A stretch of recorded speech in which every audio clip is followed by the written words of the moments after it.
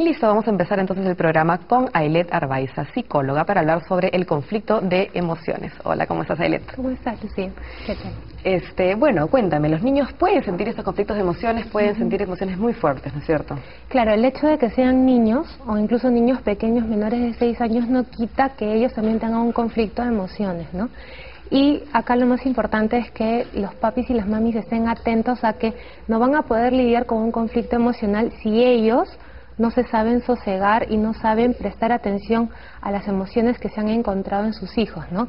Uno como adulto puede tener 20.000 problemas, pero nuestra misión como papás y nuestra tarea fundamental es poderlos ayudar a lidiar con esto y enseñarles qué es lo que están sintiendo, ¿no? Claro, estaba pensando, cuando tú hablas de que los niños sienten estas cosas, nos podríamos transportar inclusive hasta cuando son recién nacidos, los recién nacidos sienten, justamente son puro sentimiento y puro impulso, y justamente una de las cosas que sienten si no están bien atendidos es terror, lo que se llama terror sin nombre. Me lo han escrito varios psicoanalistas. Realmente es una angustia fortísima que si no tiene a un adulto que lo contenga, que no, probablemente se puede multiplicar y es muy angustiante. Entonces, desde ahí ya tenemos que hacer una labor de padres. Claro. De hecho que los papás siempre están atentos a eso y se le brinda al niño o al bebé todas las comodidades y las facilidades. Pero también hay que estar muy atentos de cómo yo llego a dar, por ejemplo, un biberón, cómo llega la madre a dar de lactar, cómo recibo a mi hijo del nido, ¿no? Cómo estoy llegando o cerrando el año o cómo estoy iniciando las vacaciones, ¿no? O sea, hay que ver cómo son nuestros conflictos interiores como adultos, tratar de tener un orden y recién poder pasar a los niños, ¿no? Perfecto. Ahora, hablando de conflicto, esa la palabra conflicto de emociones, ¿qué te estás refiriendo exactamente? ¿A qué nos estamos refiriendo? Un conflicto es cuando hay un choque de dos intensidades, por decir, es 50-50. Entonces, yo siento que me estoy estancando. Los niños, como son más sensibles y más vulnerables, por lo general no son conscientes, pero eso no quiere decir que no sientan. Entonces, por ejemplo, un niño de 3 años que tiene mucha pena porque la hermana le rompió el juguete y a la vez tiene mucha cólera hacia la misma hermana, ¿no? Entonces, en ese momento no es que él decida conscientemente y diga, me conviene sentir pena porque mi papá me va a atender y la va a castigar. O dice, voy a sacar la cólera porque me parece muy mal lo que ha hecho. O sea, no razona de esa manera. Simplemente tiene un arranque. Y acá es un tip para los papás. El llanto rabioso es una señal de conflicto emocional. El llanto rabioso es cuando toda la cara del niño o de la niña se congestiona, ¿no? Es como que se hincha, se ponen rojos, se ahogan. El llanto neto de dolores, se te llena la cara, los ojos de lágrimas y fluye. Claro. No, o sea, es algo más natural. Estaba, cuando describías esto, pensaba esa imagen que me ha pasado varias veces con mi hija y que le debe pasar a todos los papás, ¿no? Es que es, por ejemplo, una situación de hermana mayor que de pronto, sin querer queriendo, termina haciéndole un poco más de daño del que quisiera a su hermano, ¿no? O a su hermana porque tiene ese conflicto, porque lo quiere, pero también lo odia, digamos, esas ambivalencias que son normales en la vida. Y a raíz de este acto tan impulsivo que no pudo controlar, termina con una culpa y un llanto más fuerte de lo que en realidad, ¿no? Más fuerte que cualquier otra reacción, ¿no? Entonces, realmente uno se da cuenta que tuvo un conflicto, porque en realidad no quería hacerlo, pero se le salió, ¿no? Claro, es un choque, ¿no? Entonces, yo voy a tener como persona la opción a decidir si es que soy adulto, o incluso a veces es tan fuerte que simplemente lo saco, ¿no?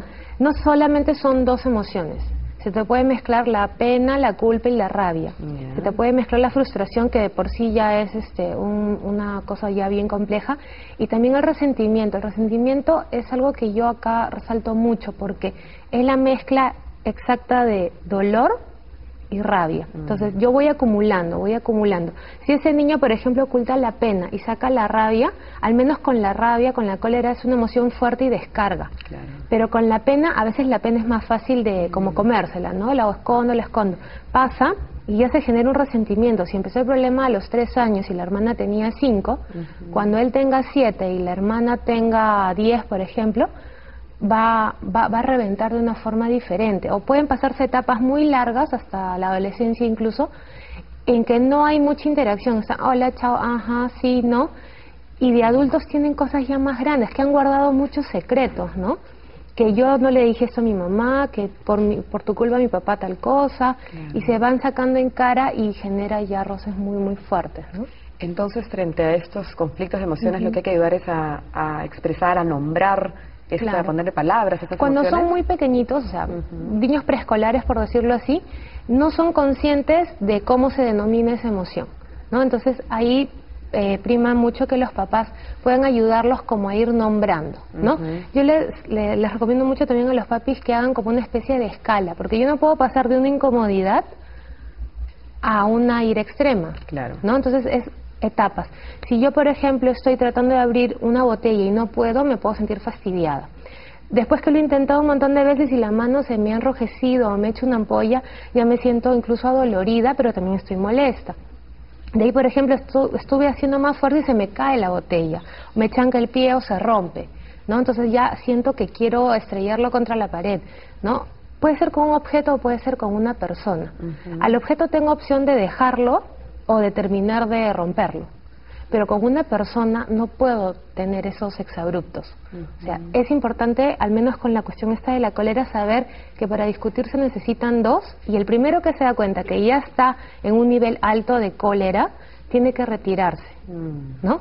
Es mejor hacer el entrenamiento de pequeñitos, porque como le dices a un chico de 15 años que está a punto de ahorcarlo al hermano o a la hermana, que se module, ¿no? Que respire y que va a pasar, no, o sea, Claro. no te va a entender. Pero también a la vez un niño de menor de 6 años también es todavía está modulando sus emociones, ese es puro impulso también. Claro. Entonces, ¿cómo le enseñamos? Esa es mi pregunta. O sea, la cólera está aislada, pero digamos, si hay el conflicto de esa emoción, que eso, digamos, empeora la situación, ¿no? Claro. Del conflicto de dos emociones o encuentro de tres emociones, ¿cómo le explicamos a ese niño menor de 6 años que, digamos, cómo trabajamos con él para que se calme, para que no tenga esas reacciones tan imprevistas? Es que acá no es tan importante el que se calme inmediatamente. Ya. Justamente papá y mamá tienen que estar con la fuerza y la firmeza suficiente para contener. Ahí está. O sea, si yo me molesto porque mi hijo se molesta o yo lloro porque mi hijo llora, en ese momento nuestros hijos se quedan sin papá y sin mamá y no sirve de nada. Es que ¿no? eso que estás diciendo creo que es lo fundamental, Ailet, porque uno cree que de esos chiquitos, los niños tienen que ya estar autocontrolados. Claro, tienen que estar y así y aprieto el botoncito, ¿no? Así es, mientras más puedan expresarlo y después cuando ya pasó el exabrupto poder nombrar lo que pasó, qué sé yo, es lo que tiene que ¿no? Hay que permitir que se expresen. Claro, y también es muy, muy favorable el que los papás se abran emocionalmente ante los hijos, y no es que van a exponerse.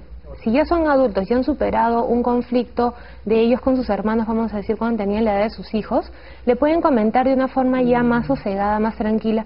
Yo también tuve en algún momento ganas de patear a mi hermano, de jalarle el pelo a mi hermana, de morderle el pie a mi papá, porque me molestó, porque me dijo que no, porque no me hizo caso, y tuve la opción, y te comento o te cuento que lo hice y pasó tal cosa, Claro. y no lo hice y me quedé con las ganas. Entonces eso es también importante. No importa que uno piense como adulto, "Ah, que son chiquitos y no me van a entender". Ya a los 3 años manejan el lenguaje de una forma muy, muy adecuada, y ya pueden entender con las palabras y el tono adecuado, ¿sí? Y ya con chicos más grandes, 6, 7 años, ya saben lo que es bueno y malo. Claro. ¿no? Entonces, además lo que dices es más tú fácil. de ser como modelos, digamos, ayuda a que el niño no se sienta como el loco, el extraño, el único que siente estas Claro. cosas, sino que todos somos humanos.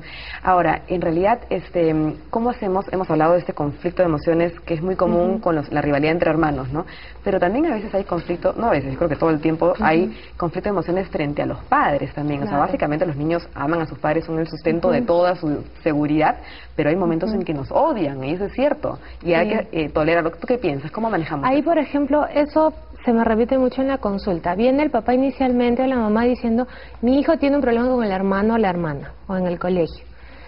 Cuando llegan y ya empezamos a trabajar, los niños en algún momento expresan ese conflicto de emoción, ¿no? En su juego, en sus dibujos, y me dicen, yo no soporto que mi papá haga esto, a mí no me gusta que mi mamá me haya dicho eso, o me desespera que se estén peleando, Claro. ¿no? Entonces, eso, bueno, de hecho que un espacio que es el consultorio en la terapia se le va ayudando al niño, pero en casa, si el niño no está en terapia y tengo ya la crisis instalada, lo que tiene que primar en mí como mamá y como papá es que tengo que ayudarlos a que puedan procesar. No se le puede cortar la expresión. Y si yo quiero entrar al mundo de un niño, tengo que entrar con las herramientas que ellos me brindan. Muchos niños agarran y dicen, mira mamá, te hice un dibujo, mira vamos a hacer tal cosa, quiero jugar lo otro, o te comentan de su programa de televisión.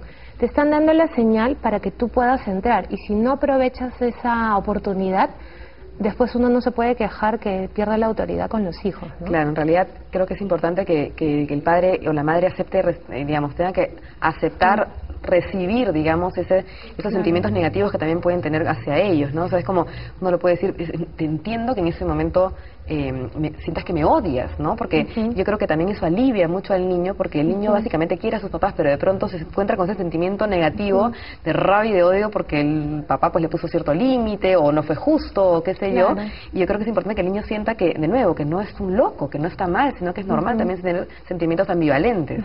Claro, es importante que el padre valide.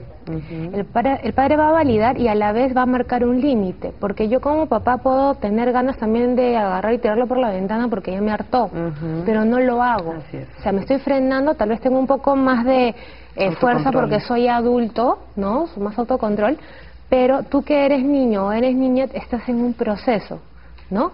Te vas a equivocar y vas a hacerlo bien, como a él también le pasó y como también a la mamá le pasó, ¿no? Por eso es muy importante la fluidez de comunicación. Así es, y permitirle que lo expresen. Muchísimas gracias. Gracias a ti también, Lucía. Bueno, ahora nos vamos a un corte y regresamos con las flores de Bach.